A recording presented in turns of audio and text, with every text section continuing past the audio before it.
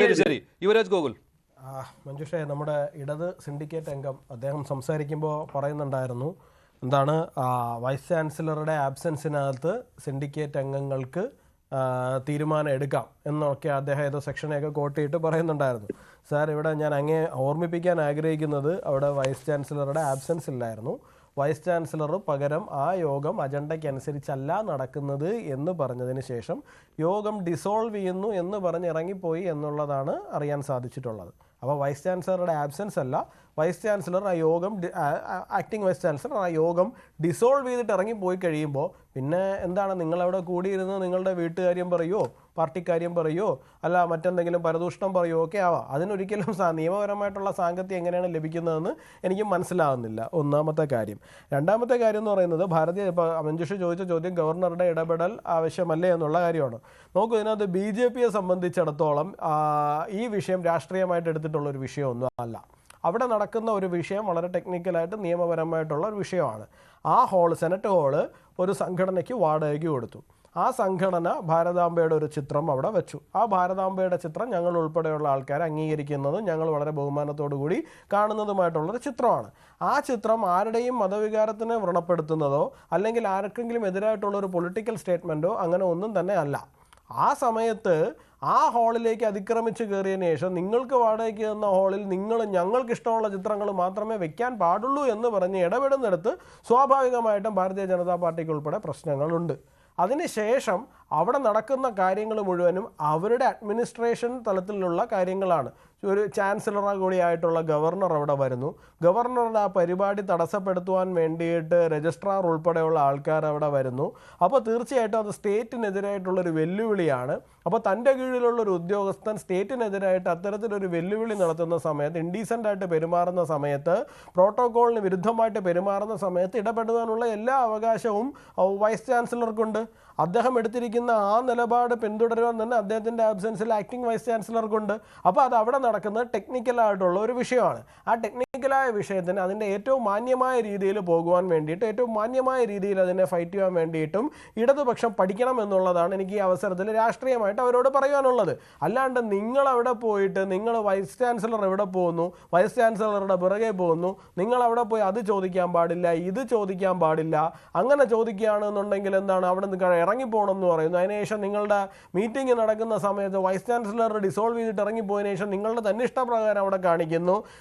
നോക്കൂ, നിങ്ങൾ ഈ സർവകലാശാലകളെ മുഴുവനും ഇടതുപക്ഷം ഒരു കുറച്ച് കാലങ്ങളായിട്ട് വളരെ മോശമായ രീതിയിൽ യൂണിവേഴ്സിറ്റിക്ക് അകത്തിരുന്നു കൊണ്ട് SFIയുടെ ഒരു സഖാവ് എന്ന് പറയുന്ന ഒരു ഒറ്റ പദവി മാത്രം വെച്ചുകൊണ്ട് എഴുതി കേരള PSCയിൽ 1ാം റാങ്ക് വരെ വാങ്ങിപ്പോകുന്ന സാഹചര്യങ്ങളെല്ലാം പൊതുജനം കുറച്ചു നാളായിട്ട് കണ്ടുകൊണ്ടിരിക്കുകയാണ്. ഇപ്പോൾ ഇടതുപക്ഷം ഇടത് സിൻഡിക്കേറ്റ് അംഗങ്ങൾ പറയുന്ന മറ്റൊരു കാര്യം കൂടിയുണ്ട്. ഇപ്പോൾ നേരത്തെ ഗവർണർ ഇരുന്ന സമയത്തും ഈ മോഹനൻ കുന്നുമ്മലും അതുപോലെ തന്നെ ഡോക്ടർ സിസ തോമസും അപ്പോഴത്തെ ഗവർണർക്ക് താല്പര്യമുള്ള ആളുകളായിരുന്നു. ഇപ്പോൾ വന്നപ്പോൾ പുതിയ ഗവർണർ വന്നപ്പോൾ അദ്ദേഹത്തിന് താല്പര്യമുള്ള ആൾക്കാരായി. അപ്പോൾ ഒരു വശത്ത് ഗവർണറും ഈ വൈസ് ചാൻസലർമാരും നിൽക്കുന്നു, മറുവശത്ത് അപ്പോൾ അവരുമായിട്ട് ഫൈറ്റ് ചെയ്യുന്നതിന് വേണ്ടി സിൻഡിക്കേറ്റ് അംഗങ്ങൾ, അവരെ സപ്പോർട്ട് ചെയ്യുന്നതിന് വേണ്ടി പുറത്ത് SFI നിൽക്കുന്നു. ഇങ്ങനെയുള്ള ഒരു ഫൈറ്റ് നടക്കുകയാണ് സർവകലാശാലകളിൽ. ഇതൊട്ടും ഉന്നത വിദ്യാഭ്യാസ രംഗത്തിന് അനുകൂലമായ സ്ഥിതിവിശേഷമല്ല ശ്രീ യുവരാജ് ഗോകുൽ. അല്ല, തീർച്ചയായിട്ടും മഞ്ജുഷ, ഞാൻ അതാണ് പറഞ്ഞു വന്നത്. ഇതിനകത്ത് ഞങ്ങളെ സംബന്ധിച്ചിടത്തോളം ഞങ്ങൾ അതിനകത്ത് രാഷ്ട്രീയമായിട്ട് മറ്റൊരു കാര്യവും തന്നെ ചെയ്യാൻ വേണ്ടിയിട്ട് പോകുന്നില്ല. നോക്കൂ, സെനറ്റ് ഹാള് ബുക്ക് ചെയ്തു എന്നുള്ള ഒരു കാര്യമല്ലേ ഉള്ളത്. പുറത്ത് ഈ സെനറ്റ് ഹാള് ഞങ്ങൾ കോളേജിൻ്റെ ഫംഗ്ഷനുകൾക്ക് ഉൾപ്പെടെ ബുക്ക് ചെയ്യുന്ന ഒരു ഹാളാണ്. ഒരുപാട് പൊതുപരിപാടികൾക്ക് വേണ്ടിയിട്ട് ബുക്ക് ചെയ്യുന്ന ഒരു ഹാളാണ് സെനറ്റ് ഹാൾ എന്ന് പറയുന്നത്. സെനറ്റ് ഹാളിൽ അവിടെ ഡാൻസ് നടത്താറുണ്ട്, പാട്ട് നടത്താറുണ്ട്, പല പരിപാടികളും നടത്താറുണ്ട്. ഈവൻ രാഷ്ട്രീയമായ പരിപാടികൾ വരെ അവിടെ നടക്കാറുണ്ട്. എൻ്റെ ഓർമ്മ ശരിയാണെന്നുണ്ടെങ്കിൽ ശ്രീ O രാജഗോപാൽ അദ്ദേഹത്തിൻ്റെ പൊതുപ്രവർത്തനത്തിൻ്റെ 50ാം വർഷം എന്ന് പറയുന്ന ഒരു ചടങ്ങ് പോലും നടന്നത് ഈ പറയുന്ന സെനറ്റ് ഹാളിനകത്താണ് നടന്നിരിക്കുന്നത്. അപ്പോൾ സെനറ്റ് ഹാൾ വാടകയ്ക്ക് എടുക്കുന്നവരെ സംബന്ധിച്ചിടത്തോളം അവരുടെ അവകാശമാണ് അവരുടെ എന്ത് പരിപാടി നടക്കണം നടത്തണ്ട എന്നുള്ളത്. അവരുടെ ഗൈഡ് ലൈൻ അനുസരിച്ചിട്ടുള്ള പ്രോഗ്രാം, അതായത് ഒരു ഹോള് ബുക്ക് ചെയ്യുന്ന സമയത്ത് ആ ഹോള് ബുക്ക് ചെയ്യുന്ന സമയത്തുള്ളൊരു ഗൈഡ് ലൈനിനനുസരിച്ചിട്ടുള്ള പരിപാടികൾ തന്നെയാണ് അതിനകത്ത് നടക്കുന്നത്. അതിനകത്ത് എന്ത് ചിത്രം വയ്ക്കണം, എന്ത് ചിത്രം ചിത്രം വയ്ക്കാൻ പാടില്ല എന്നുള്ളതൊന്നും നിഷ്കർഷിച്ചിട്ടില്ലല്ലോ. പിന്നെ ഭാരതാംബയുടെ ചിത്രം എന്ന് പറയുന്നത് ഒരിക്കലും ഇന്ത്യ മഹാരാജ്യത്ത് നിരോധിക്കപ്പെട്ടിട്ടുള്ളതായിട്ടുള്ളൊരു ചിത്രവുമല്ല. ഇപ്പോൾ ചില രാജ്യങ്ങളിൽ ചില ചിഹ്നങ്ങൾക്കൊക്കെ നിരോധനം ഉണ്ട് എന്ന് എനിക്കറിയാം. ഇപ്പോൾ അരിവാൾ ചുറ്റിക നക്ഷത്രവുമുള്ള ചിഹ്നവുമായിട്ട് 10-15 രാജ്യങ്ങളിൽ പോയി കഴിഞ്ഞാൽ അവിടെ പിടിച്ചകത്തിടും. കാരണം അവിടെ തീവ്രവാദികളായിട്ടാണ് ഈ ചിഹ്നം കൊണ്ടുപോകുന്ന ആൾക്കാരെ കാണുന്നത്. സ്വാഭാവികമായിട്ട് അവരെ പിടിച്ചകത്തിടും. അപ്പോൾ അതുപോലെയുള്ള സാഹചര്യമൊന്നും ഇല്ലല്ലോ ഇന്ത്യ രാജ്യത്ത് ഭാരതാംബയുടെ ചിത്രത്തിന്. ഇന്ത്യയിൽ എവിടെയും പ്രദർശിപ്പിക്കാവുന്ന, എവിടെയും വയ്ക്കാവുന്ന, നിയമപരമായി യാതൊരു തരത്തിലുള്ള ബാനും ഇല്ലാത്തൊരു ചിത്രം തന്നെയാണ്. അപ്പോൾ അങ്ങനെ ഒരു ചിത്രം അവിടെ ഇരിക്കുന്നതിൻ്റെ പേരിൽ മാത്രം രജിസ്ട്രാർക്ക് എന്തെങ്കിലും പ്രശ്നം ഉണ്ടാകുന്നുണ്ടെങ്കിൽ അത് തീർച്ചയായിട്ടും രാഷ്ട്രീയ പ്രേരിതമാണ്. അപ്പോൾ ഇവിടെ പ്രശ്നം തുടങ്ങി വെക്കുന്നത് ആരാണ്?